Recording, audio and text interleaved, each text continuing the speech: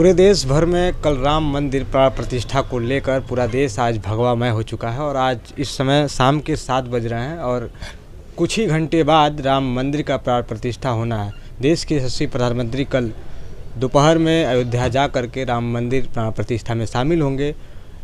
इसी बीच हम इस समय गोरखपुर में हैं और गोरखपुर में एक ऐसे वरिष्ठ भाजपा नेता कहें या इस समय व्यापार कल्याण बोर्ड के उपाध्यक्ष भी हैं और दर्जा प्राप्त राज्य मंत्री भी इस समय वर्तमान में हैं। इनसे बातचीत करने के लिए आए हैं कि क्योंकि राम मंदिर का जो आंदोलन रहा है वो कई वर्षों से चलता आ रहा है और ख़ासकर गोरखपुर की बात करें तो गोरखपुर के इस समय मुख्यमंत्री उत्तर प्रदेश के मुख्यमंत्री योगी आदित्यनाथ स्वयं यहाँ के रहने वाले हैं और वो सदैव राम मंदिर के लिए अपनी आवाज़ को उठाते आए हैं।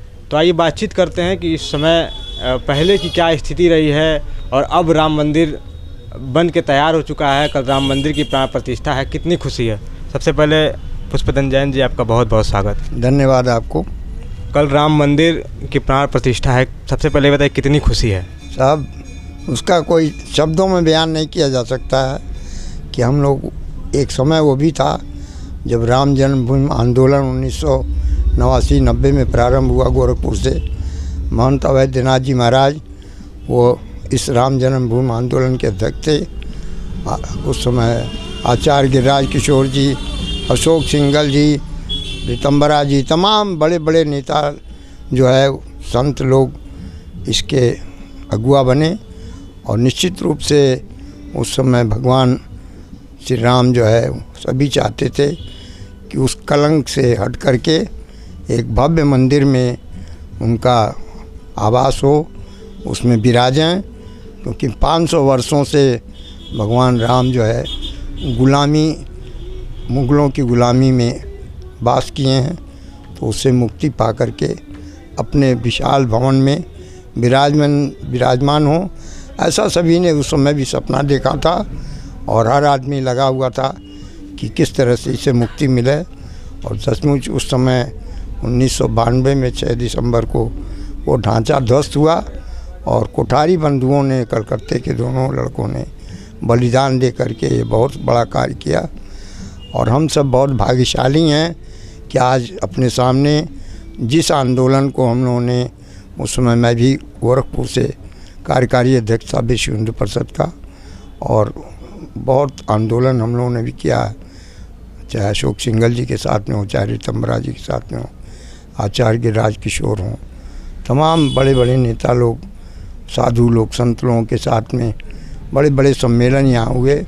महाराज जी यहाँ पर बहुत कई हिंदू संगम भी कराया था, तो सबके हम लोग साक्षी थे। उस समय बहुत ज़ोर शोर से मतलब जो है, और एक समय वो भी था कि जब कर्फ्यू लगा था तो निश्चित रूप से उस कर्फ्यू में बहुत लोगों ने मार भी खाया, सड़कों पर लाठी भी खाई, और कई दिनों तक जो निर्देश था उस निर्देश के हिसाब से कुछ लोग जेलों में बंद हुए और कुछ लोग सड़कों पर आ कर के वो नहीं आते थे, बैकग्राउंड से काम करते थे, और तमाम लोग जो डरे हुए थे उनके बीच जा कर के रात में काम करते थे। तो ऐसे उस समय मैं भी उसी में, क्योंकि आर्यनगर वार्ड से मैं भी 89 में पार्षद हुआ था, और निश्चित रूप से एक बड़ी जिम्मेदारी मेरे ऊपर भी थी, तो 95 तक मैं भी पार्षद था।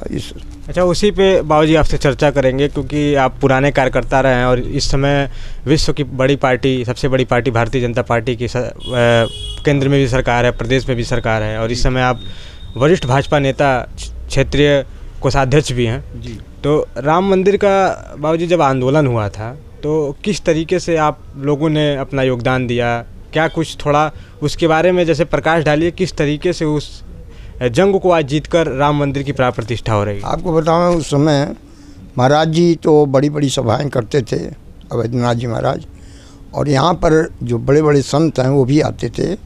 एक बार की बात आपको बताऊं, रितंबरा जी आई थी और वो फायर ब्रांड मतलब जो है उस समय स्पीकर थी, उनके भाषण से लोगों को मतलब जैसे तीर अगर किसी को मार दिया जाए तो चुभ जाए, उस तरह से वो फायर ब्रांड नेता थी, उनके भाषण होते थे। तो निश्चित रूप से हर आदमी चाहता था उनके भाषण को सुनना।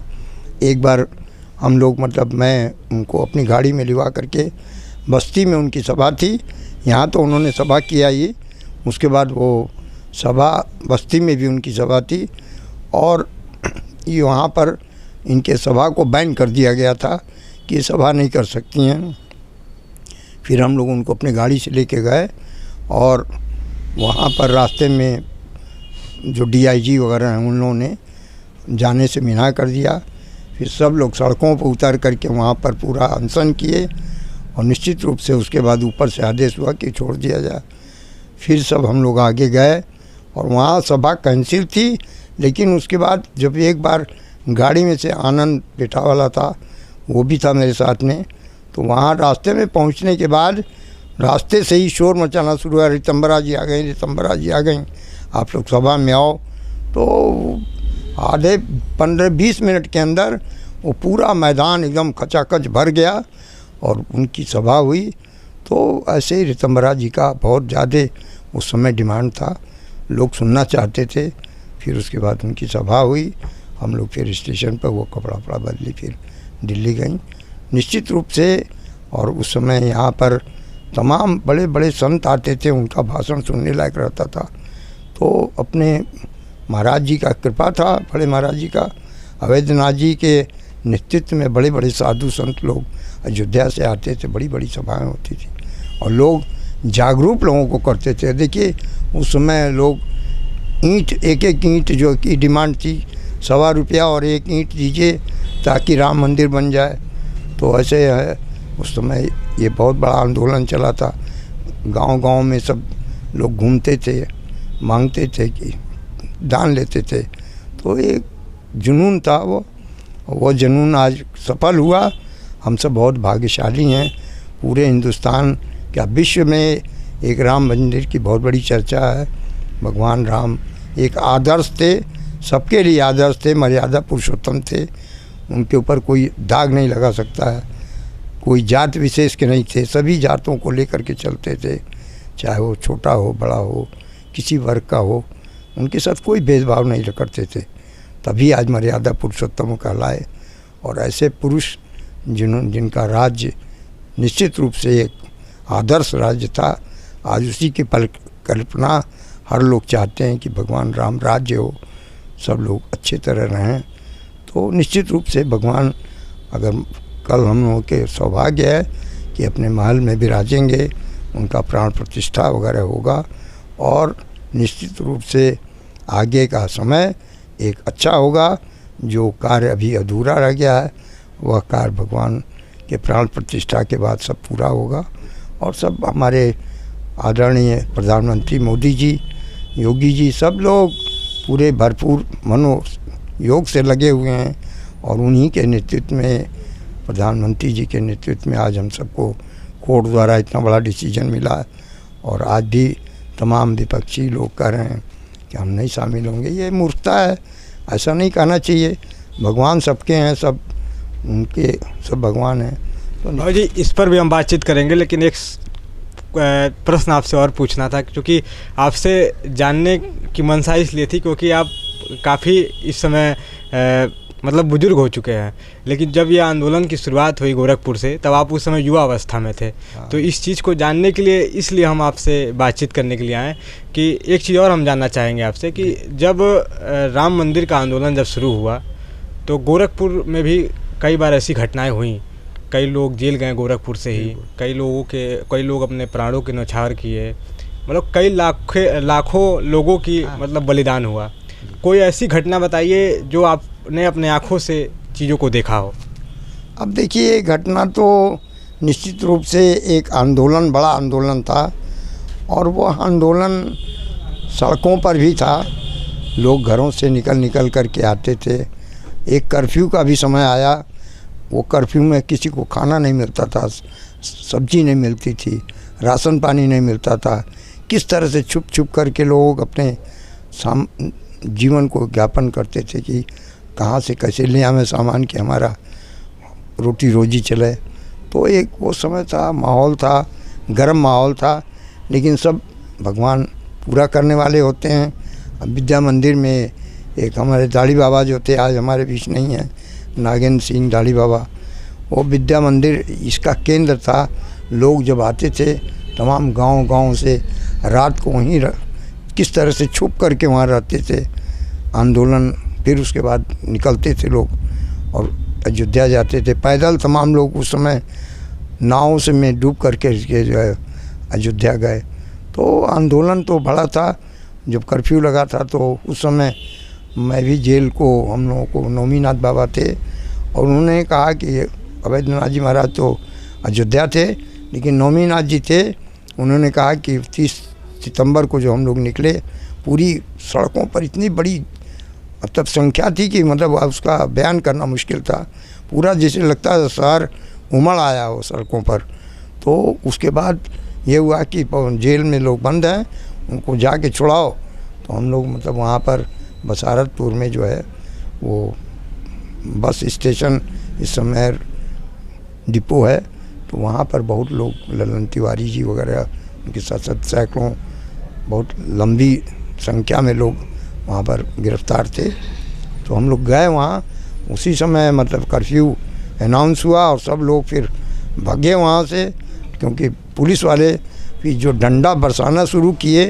तो ये हुआ कि वो देखते नहीं थे कि किसको हाथ पैर टूटेगा कि किसका क्या होगा, और पूरा खदेड़ खदेड़ करके मारना शुरू सब किए।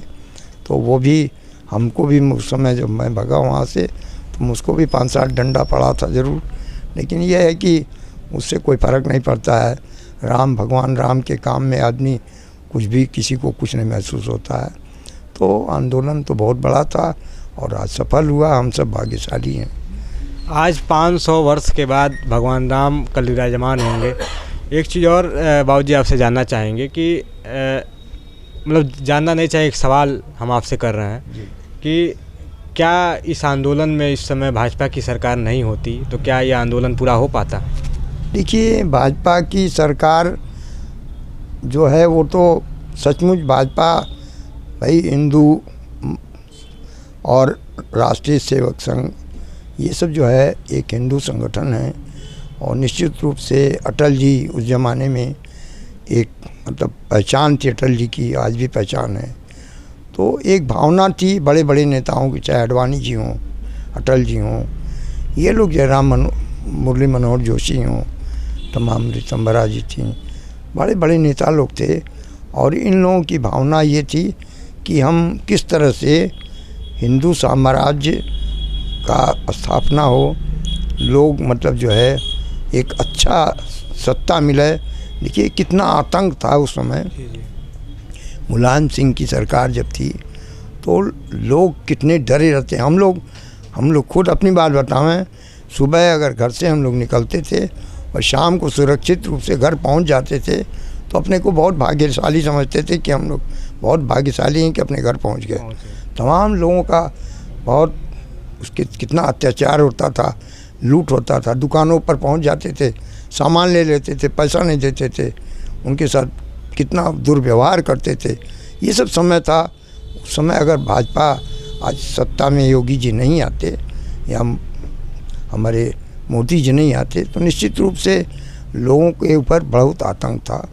उस आतंक को योगी जी ने जब से आए हैं तब से बहुत समाप्त हुआ है। उत्तर प्रदेश आज उत्तम प्रदेश है और निश्चित रूप से हर आदमी को काम करने का एक मौका मिला है। और आज प्रदेश पहले और आज के प्रदेश में बहुत अंतर है। निश्चित रूप से हम सब भाग्यशाली हैं कि स्वतंत्र होकर के हम कार्य कर रहे हैं और अपने रोज़गार को बढ़ा रहे हैं। आप देखिए, 1 डिस्ट्रिक्ट 1 प्रोडक्ट कौन पहले कहाँ था? गोरखपुर के टेराकोटा को कौन जानता था? लेकिन आज योगी जी ने उसको एक प्लेटफार्म दिया, तमाम लोगों को रोज़गार दिया, तमाम बड़ी बड़ी योजनाएं गोरखपुर में समेत उत्तर प्रदेश में चल रही हैं।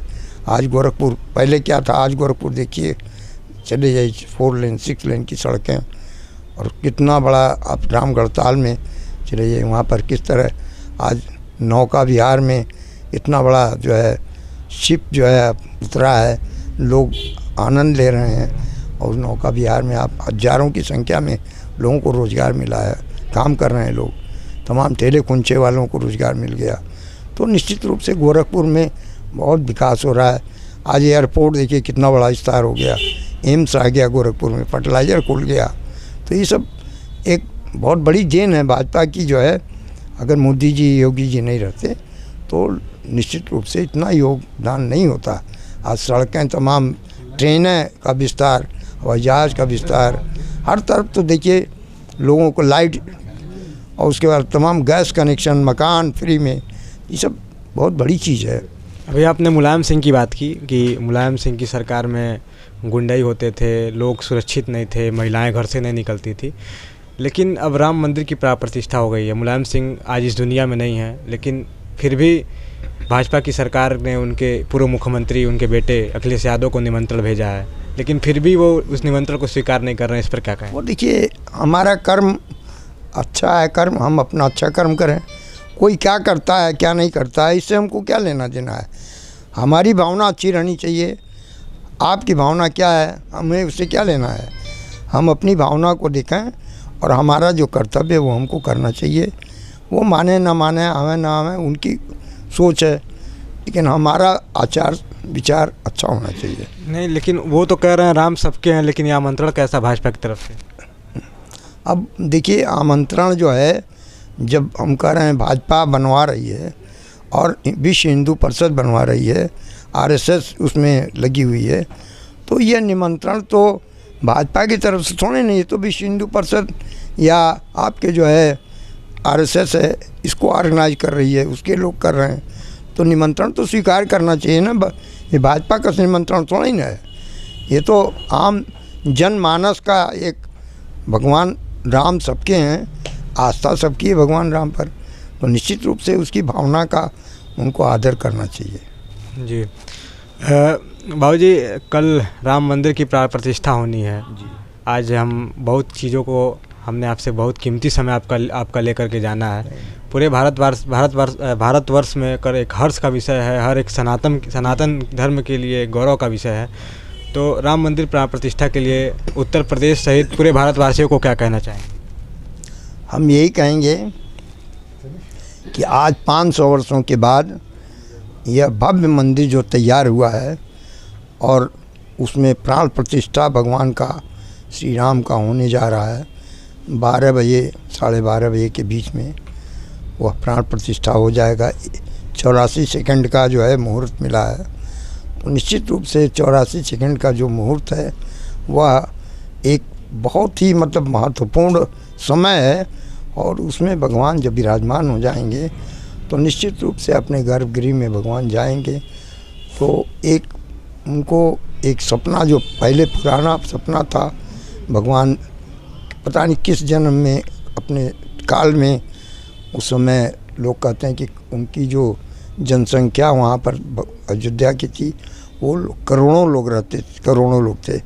तो उस समय जो करोड़ों लोगों को नेतृत्व दे रहा था भगवान श्री राम दिए, और उसमें सब लोग सुखी थे, कोई भी दुखी नहीं था। ज़रा भी अगर किसी की शिकायत हो जाती तो भगवान अपने ऊपर ले करके उसको त्याग और बलिदान करके करते थे, सुनते थे, सबकी बात सुनते थे। तो निश्चित रूप से हम सब बहुत भाग्यशाली हैं कि हम सब के आदर्श हैं, मर्यादा हैं परषोत्तम श्री राम। तो हम सब उस पल को खूब खुशियों के साथ मनाएं, भव्यता के साथ मनाएं, दीपावली मना के मनाएं, सब लोगों में अपने जो है प्यार को बांटें, एक दूसरे से शेयर करें, और सब लोग घरों में से निकल कर के बाहर भंडारा करें, रात में दीपोत्सव करें, आतिशबाजी करें, लाइट जलाएं, और सड़कों पर निकल के भगवान श्री राम का जयकारा करते हुए तमाम जुलूस भी निकलेंगी। कल बहुत लोग अच्छे जुलूस भी लंबी निकाल रहे हैं, आज भी निकली थी, रोज़ कई दिन से निकल रही है, लोगों के अंदर जागरूकता पैदा करने के लिए।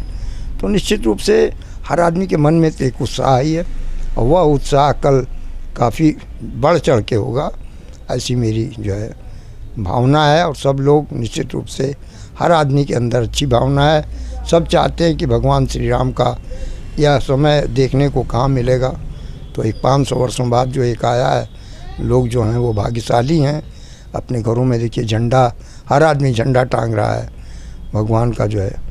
तो निश्चित रूप से एक उत्साह है, मंदिरों में सज रहे हैं मंदिर भी, सब लोग हैं, भजन कीर्तन, तमाम सुंदरकांड, आज से ही बहुत जगह रामायण शुरू हो गया, अखंड पाठ चल रहा है। तो एक उत्साह सब लोगों के अंदर बहुत है। अब ये भी मान लिया जाए कि आप लोग का ये आंदोलन पूरा हो गया, राम मंदिर कल प्राण प्रतिष्ठा होनी है, तो अब ये भी मान लिया जाए कि अब भारत हिंदू राष्ट्र बन जाएगा। नहीं, देखिए ऐसा है ना, यह भारत तो हिंदू राष्ट्र, ये तो हम इसके ऊपर नहीं कमेंट करेंगे, क्योंकि भावना तो सभी हिंदुओं की अपनी हिंदुत्व की ही है। हम सब यहाँ पर हिंदुस्तान सब मिला जुला सबका है, तो हम लोग एक सामंजस्य बना करके आपस में एक अच्छा वातावरण बनाना चाहिए, सभी धर्मों का आदर करना चाहिए। तो हम सब धर्मों का आदर करते हुए जो भी है हम सब अच्छे कार्य करें, मिलजुल करके रहें, यही सबसे बड़ा ज़रूरी है। क्योंकि अगर किसी को मतलब आप पीड़ा दे रहे हैं तो निश्चित रूप से अगर कोई पीड़ा अगर पाएगा तो उसके मन में क्लेश होगा, विचारधारा गंदी होगी, वो नहीं होना चाहिए। हम आपस में मिलजुल करके एक सौहार्द बना करके सबको, देखिए भगवान सबके अलग अलग है, पूजा करने का पद्धति अलग अलग होता है, लेकिन ईश्वर सबका एक ही है। चाहे वो हिंदू हो, मुसलमान हो, सिख हो, ईसाई हो, कोई भी हो, बौद्ध हो, जैन हो, सबका पूजा का पद्धति अलग अलग है। तो अपनी पूजा पद्धति आदमी जैसे चाहे करे, लेकिन एक राष्ट्र के प्रति सबके अंदर सद्भावना होनी चाहिए। अगर ये हमारा भारतवर्ष है तो भारतवर्ष में जहाँ हम रह रहे हैं सब एक सामंजस्य बना करके हम भारतवासी हैं, ऐसी भावना बांटते हुए हम सबको भारत में रहना चाहिए, एक दूसरे के साथ अच्छा व्यवहार करना चाहिए, और यही हमारी मानवता है। मानव धर्म ही सबसे बड़ा धर्म होता है। तो निश्चित रूप से हम सब मानव धर्म का पालन करें और अपने भारतवर्ष को ऊंचाइयों तक ले जाएं। हमारा विश्व में एक कीर्तिमान पैदा हुआ है और आगे भी इससे ज़्यादा कीर्तिमान पैदा होगा जब हम सब मिलजुल करके एक अच्छे कार्य को करेंगे। निश्चित रूप से आपके साथ बात करके बहुत अच्छा लगा, और हम कल के दिन भगवान राम के प्राण प्रतिष्ठा की आज अग्रिम शुभकामनाएं सब लोगों को देते हैं, पूरे भारतवासियों को, सब लोगों को, आम व्यापारी, आम जनता, सभी माता बहनों को, उनको हम प्रणाम करते हैं और यही उनसे आग्रह करते हैं कि कल खूब उत्साह के साथ भगवान राम का जन्मोत्सव देखें और उसको जो है अपने घरों में भजन कीर्तन करें, मंदिरों में करें, शाम को दीपक जलाएं, 5-5 दीपक कम से कम अपने घरों में जलाएं, दिवाली मनावें। यह मौका फिर नहीं आएगा, निश्चित रूप से 500 वर्षों बाद ये मौका आया है, इसका हम सबको लाभ लेना चाहिए। और आम जनता से मेरी यही अपील है, आपके माध्यम से एक बार मैं सबको प्रणाम करते हुए यही विनती करूंगा कि सब लोग अच्छे से मनाएं, और आपको भी बहुत बहुत धन्यवाद। जय श्री राम। जय श्री